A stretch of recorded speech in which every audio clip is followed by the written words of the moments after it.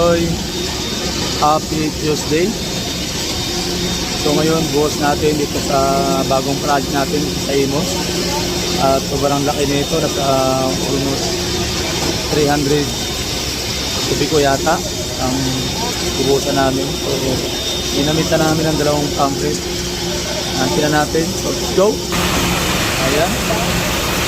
So ayan yung concrete na ginamit natin. Yun. Dalawa yan, kabilaan. Ayan.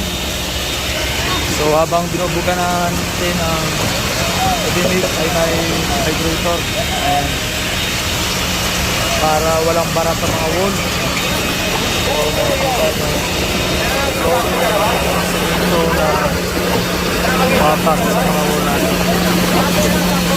Kasi yung project na nagawa ng shear wall ay hindi gumagamit ng hollow block, kundi buhos lahat.